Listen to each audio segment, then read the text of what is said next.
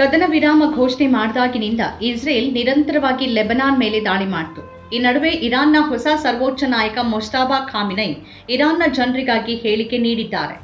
ಇರಾನ್ನ ಎಲ್ಲ ಜನ ಒಗ್ಗಟ್ಟಾಗಿದ್ದಾರೆ ಅನ್ನೋ ಸಂದೇಶ ಅಂತಾರಾಷ್ಟ್ರೀಯ ಮಟ್ಟದಲ್ಲಿ ಹೊರಡಬೇಕು ಅಂತ ಹೇಳಿದ್ದಾರೆ. ನಾಗರಿಕತೆಯನ್ನ ನಾಶ ಮಾಡುವ ಟ್ರಂಪ್ ಬೆದರಿಕೆಯ ನಂತರ ಇರಾನಿಯನ್ನರು ಬೀದಿಗಳಲ್ಲಿ, ಸೇತುವೆಗಳ ಮೇಲೆ ಮತ್ತು ಪರಮಾಣು ರಿಯಾಕ್ಟರ್ಗಳ ರಕ್ಷಣೆಗೆ ನಿಂತ ರೀತಿ ಪ್ರಪಂಚದಾದ್ಯಂತ ಸ್ಪಷ್ಟವಾಗಿ ವಿಭಿನ್ನ ಸಂದೇಶ ರವಾನಿಸಿದೆ. ಮುಜ್ತಬಾ ಖಾಮಿನೈ ಅವರು ನೀವು ಪವಾಡವನ್ನ ವೀಕ್ಷಿಸುತ್ತಿದ್ದೀರಿ ಅಂತ ಹೇಳಿದ್ದಾರೆ.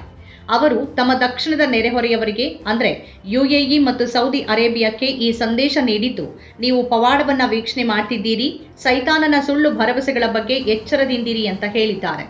ಸೌದಿ ಅರೇಬಿಯಾ, ಯುಎಇ, ಖತರ್ ಮತ್ತು ಬಹ್ರೇನ್ಗೆ ಮುಜ್ತಬಾ ಈ ಸಂದೇಶ ಕೊಟ್ಟಿದ್ದಾರೆ. ಸೈತಾನ ಅಂತ ಅವರು ಇಸ್ರೇಲ್ ಮತ್ತು ಯುಎಸ್ ಅನ್ನ ಉಲ್ಲೇಖಿಸಿದ್ದಾರೆ. ಅವರಿಗೆ ನಿಮ್ಮ ನೆಲೆಗಳನ್ನು ನೀಡಬಾರದು ಅನ್ನೋದು ಮುಜ್ತಬಾ ಎಚ್ಚರಿಕೆಯಾಗಿದೆ. ಅವರು ಗಲ್ಫ್ ದೇಶದಲ್ಲಿ ನೆಲೆಗಳನ್ನು ಸ್ಥಾಪಿಸಿದ್ರು ಮತ್ತು ಸಮಯ ಬಂದಾಗ ರಕ್ಷಿಸೋದಾಗಿ ಹೇಳಿದ್ರು. ಆದರೆ ಅಮೆರಿಕ ಹಾಗೆ ಮಾಡೋಕೆ ವಿಫಲವಾಯಿತು. ಆದ್ದರಿಂದ ಮುಜ್ತಬಾ ಖಾಮಿನೈ ಈ ದೇಶಗಳಿಗೆ ಸೈತಾನನ ಸುಳ್ಳು ಭರವಸೆಗಳ ಬಗ್ಗೆ ಎಚ್ಚರದಿಂದಿರಿ ಅಂತ ಹೇಳಿದ್ದಾರೆ. ದೇಶದ ಮೇಲೆ ದಾಳಿ ಮಾಡಿದ ಅಪರಾಧಿಗಳನ್ನ ಇರಾನ್ ಬಿಡೋದಿಲ್ಲ ಅಂತ ಮುಜ್ತಬಾ ಹೇಳಿದ್ದಾರೆ. ಇರಾನ್ ಯುದ್ಧವನ್ನ ಬಯಸೋದಿಲ್ಲ, ಆದರೆ ಅದರ ಹಕ್ಕುಗಳನ್ನ ಹಿಂತೆಗೆದುಕೊಳ್ಳೋದಿಲ್ಲ ಅಂತ ಅವರು ಸ್ಪಷ್ಟವಾಗಿ ಹೇಳಿದ್ದಾರೆ. ಇರಾನ್ ಸಂಪೂರ್ಣ ಪರಿಹಾರವನ್ನ ಕೋರತ್ತೆ ಮತ್ತು ಹಾರ್ಮುಜ್ ರಾಜ್ಯದ ನಿರ್ವಹಣೆಯ ಹೊಸ ಹಂತವನ್ನ ಜಾರಿಗೆ ತರತ್ತೆ ಅಂತ ಅವರು ಹೇಳಿದ್ದಾರೆ. ಹಾರ್ಮುಜ್ ರಾಜ್ಯದಲ್ಲಿ ಟೋಲ್ಗಳನ್ನ ಸಂಗ್ರಹಿಸಲಾಗುತ್ತೆ ಅಂತ ಈಗ ಸುಪ್ರೀಂ ಲೀಡರ್ ಸ್ವತಃ ಹೇಳಿದ್ದಾರೆ. ಅಂದ್ರೆ ಇಸ್ಲಾಮಾಬಾದ್ನಲ್ಲಿ ಸಭೆ ನಡೆಯುವಾಗ ಇರಾನ್ ಈ ವಿಷಯದ ಬಗ್ಗೆ ರಾಜಿ ಮಾಡಿಕೊಳ್ಳೋದಿಲ್ಲ ಅನ್ನೋದನ್ನ ಅವರು ಸ್ಪಷ್ಟಪಡಿಸಿದ್ದಾರೆ. ಅಮೆರಿಕದ ಪರವಾಗಿ ಜೆಡಿ ವ್ಯಾನ್ಸ್ ತಂಡ ಬರ್ತಾ ಇದ್ದು ಇರಾನಿನ ಸ್ಪೀಕರ್ ಮಾತುಕತೆಯಲ್ಲಿ ಭಾಗವಹಿಸುತ್ತಾರೆ ಅಂತ ಹೇಳಲಾಗ್ತಿದೆ. ಅವರು ಭಾಗವಹಿಸ್ತಾರಾ ಅಥವಾ ಇಲ್ವಾ ಅನ್ನೋದನ್ನ ಕಾದ್ ನೋಡಬೇಕಾಗಿದೆ. ಯಾಕಂದ್ರೆ ಅವರು ಲೆಬನಾನ್ ಮೇಲೆ ಇಸ್ರೇಲ್ ದಾಳಿ ಮಾಡ್ತಿರುವ ರೀತಿ ಕದನ ವಿರಾಮ ನಿಯಮಗಳ ಉಲ್ಲಂಘನೆ ಆಗಿದೆ ಅಂತ ಪದೇ ಪದೇ ಹೇಳಿದ್ದಾರೆ. ಹಾರ್ಮುಜ್ ರಾಜ್ಯದ ಬಗ್ಗೆ ಯಾವುದೇ ರಾಜಿ ಇರೋದಿಲ್ಲ ಅನ್ನೋದು ಸ್ಪಷ್ಟವಾಗಿದೆ. ಇರಾನ್ ತನ್ನ ಒಗ್ಗಟ್ಟನ್ನ ಪ್ರದರ್ಶಿಸಲು ತನ್ನ ದಕ್ಷಿಣ ನೆರೆಹೊರೆಯವರಿಂದ ಸರಿಯಾದ ಪ್ರತಿಕ್ರಿಯೆಗಾಗಿ ಇನ್ನೂ ಕಾಯ್ತಿದೆ ಅಂತ ಮುಜ್ತಬಾ ಹೇಳಿದ್ದಾರೆ.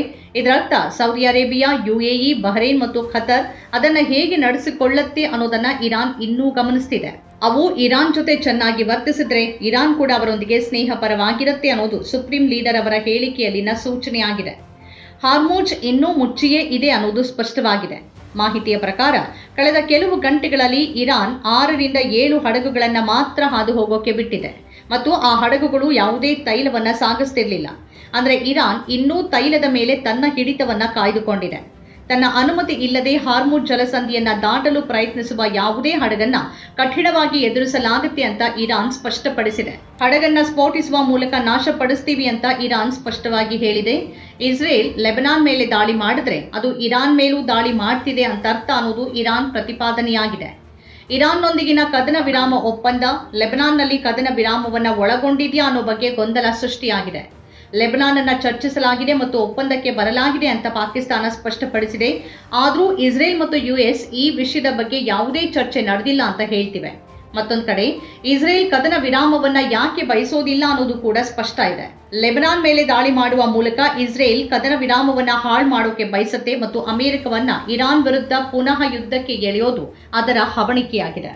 ನಮ್ಮ ಕಾರ್ಯಕ್ರಮಗಳನ್ನ ನೀವು ನೋಡ್ತಾ ಇದ್ರೆ ನಮ್ಮ ಚಾನೆಲ್ ಅನ್ನ ಸಬ್ಸ್ಕ್ರೈಬ್ ಮಾಡಿ, ಪಕ್ಕದ ಬೆಲ್ ಐಕಾನ್ ಒತ್ತಿ ನಮ್ಮನ್ನ ಬೆಂಬಲಿಸಿ.